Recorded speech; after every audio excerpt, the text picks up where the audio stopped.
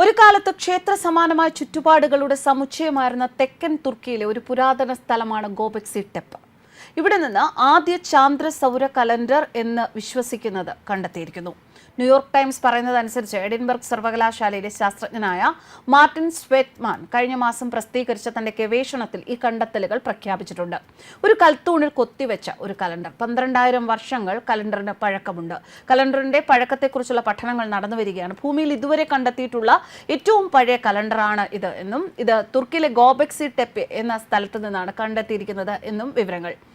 കൽത്തൂണിൽ കൊത്തിവെച്ച നിലയിലുള്ള ഈ കലണ്ടർ 12,000 വർഷങ്ങൾക്ക് മുൻപ് ശിലായുഗ കാലത്ത് കൊത്തിയെടുത്ത കലണ്ടറാണ് എന്നാണ് പുരാവസ്തു ഗവേഷകരുടെ കണ്ടെത്തൽ. അതിന്റെ കുത്തുപണികളുടെ പുതിയ വ്യാഖ്യാനങ്ങൾ ഏകദേശം 13,000 വർഷങ്ങൾക്ക് മുൻപ് സംഭവിച്ച ഒരു പുരാതന ധൂമകേതു സ്ട്രൈക്ക് ഇതിൽ രേഖപ്പെടുത്തിയിട്ടുണ്ടോ എന്നതിനെക്കുറിച്ചുള്ള ചർച്ചകൾ പുരോഗമിക്കുകയാണ്. അതിന്റെ വിവരങ്ങൾ, വിശദാംശങ്ങൾ കൂടുതൽ അറിഞ്ഞതിനു ശേഷം ലോകത്തിലെ ഏറ്റവും പഴക്കമുള്ള ചാന്ദ്ര സൗര കലണ്ടറിലേക്ക് ഇതിനെ ഉൾപ്പെടുത്തും. കൂടാതെ ഇത് പുരാതന മനുഷ്യരുടെ ജ്യോതിശാസ്ത്ര വിജ്ഞാനത്തിലേക്കുള്ള ഒരു നേർക്കാഴ്ച കൂടിയാണ്. ഈ കലണ്ടറിൽ ഓരോ അക്ഷരങ്ങൾ കാണാൻ സാധിക്കും. ഇംഗ്ലീഷിലെ വി അക്ഷരം പോലുള്ള 365 ചിഹ്നങ്ങൾ ഈ കൽത്തൂണിലുണ്ട് അത്രേ. ഓരോ ചിഹ്നവും ഓരോ ദിനത്തെ സൂചിപ്പിക്കുന്നു എന്നാണ് ഗവേഷകർ പറയുന്നത്. ഇതുപോലെ ഒരു വി ചിഹ്നം കഴുത്തിലിട്ട് നിൽക്കുന്ന ഒരു പക്ഷിയുടെ ചിത്രവും കലണ്ടറിലുണ്ട്. പുരാവസ്തു ഗവേഷണപരമായി ഏറെ പ്രാധാന്യമുള്ള കേന്ദ്രമാണ് ഗോബെക്സി ടെപ്പ് സൈറ്റ്. ലോകത്ത് ഏറ്റവും പഴക്കമുള്ള മനുഷ്യനിർമ്മിത ഘടനയാണ് ഇത്. തുർക്കിയുടെ തെക്ക് കിഴക്കൻ അനറ്റോളിയ മേഖലയിലാണ് ഇത് സ്ഥിതി ചെയ്യുന്നത്. നിയോലിത്തിക് പുരാവസ്തു ഗവേഷണ കേന്ദ്രമാണ് ഗോബെക്സി ടെപ്പ്.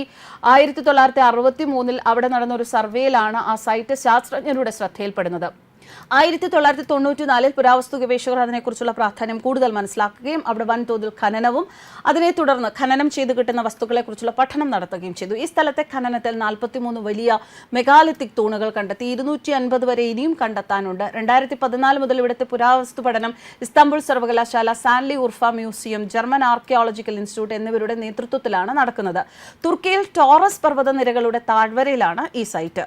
സ്വെറ്റ്മാൻ പറയുന്നതനുസരിച്ച് കലണ്ടറിലെ വി ആകൃതിയിലുള്ള അടയാളങ്ങൾ ഒരു സുപ്രധാന ജ്യോതിശാസ്ത്ര സംഭവമായിരിക്കും രേഖപ്പെടുത്തുന്നത്. ഏകദേശം 13,000 വർഷങ്ങൾക്ക് മുൻപ് ഒരു ധൂമകേതു ആഘാതം അത് ഭൂമിയിൽ വളരെ വലിയ ഒരു സ്വാധീനമുണ്ടാക്കി. അതിന്റെ ഫലമായി പുരാതന സ്തംഭത്തെ അതൊരുതരം സ്മാരകമാക്കി മാറ്റി. BC 850 ഭൂമിയിൽ പതിച്ച ധൂമകേതു ശകലങ്ങളുടെ കഥയും തീയതിയും ഗോബെക്സി ടെപ്പിലെ വിശദമായ കൊത്തുപണികൾ പറയുന്നതായും സ്വെറ്റ്മാൻ വിശദീകരിച്ചു. ഈ സംഭവം ഗവേഷകർക്കിടയിൽ ഒരു തർക്കത്തിന് കാരണമായി. ധൂമകേതു സ്ട്രൈക്ക് 1200 വർഷത്തെ യുഗത്തിന് കാരണമാവുകയും നിരവധി വലിയ മൃഗങ്ങളുടെ വംശനാശത്തിന് കാരണമാവുകയും ചെയ്തു.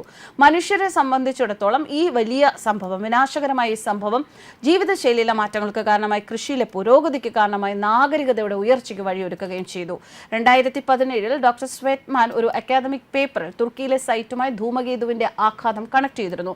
ഇവിടെ ഗോബെക്സി ടെപ്പിലെ കൊത്തുപണികൾ തൂണുകളെ സ്മാരകമാക്കിയിട്ടുണ്ട് എന്നും ജ്യോതിശാസ്ത്ര നിരീക്ഷണങ്ങൾക്കായി ഇത് ഉപയോഗിച്ചിട്ടുണ്ടെന്നും അദ്ദേഹം നിർദ്ദേശിച്ചു. എന്നാലും അക്കാലത്ത് ഗോബെക്സി ടെപ്പിലെ ഒരു സംഘം എക്സ്കവേറ്റർ ഈ കണ്ടെത്തലുകളെ വെല്ലുവിളിച്ചു. എക്സ്കവേറ്റർമാരുടെ വെബ്സൈറ്റിൽ അഭിപ്രായപ്പെട്ട പുരാവസ്തു ഗവേഷകനായ ജെൻസ് നോട്ട്രോഫ് പുതിയ കണ്ടെത്തലുകളിൽ സംശയം പ്രകടിപ്പിക്കുകയും ഈ അടയാളങ്ങളുടെ പ്രതീകാത്മക അർത്ഥങ്ങളെ ചോദ്യം ചെയ്യുകയും ചെയ്തു. സോഷ്യൽ മീഡിയ പ്ലാറ്റ്ഫോമായ എക്സിൽ അദ്ദേഹം പ്രകടിപ്പിച്ച ഒരു സംഭവം, ഒരു രഹസ്യമുണ്ടായിരിക്കണം, മറിഞ്ഞിരിക്കുന്ന ഒരു കോഡ് ഡീകോഡ് ചെയ്യേണ്ടതും ഡീകോഡ് ചെയ്യാൻ കഴിയുന്നതുമായ ഒരു ആശയം അതിനുള്ളിൽ ഒളിഞ്ഞു കിടക്കുന്നുണ്ടാവണം. അത് അങ്ങനെയാണെന്നുണ്ടെങ്കിൽ അത് യഥാർത്ഥത്തിൽ കഴിഞ്ഞ മനുഷ്യരുടെ ജീവിതത്തെക്കുറിച്ചായിരിക്കുമെന്നും അദ്ദേഹം പ്രസ്താവിച്ചിട്ടുണ്ട്. News desk കർമാനസ്.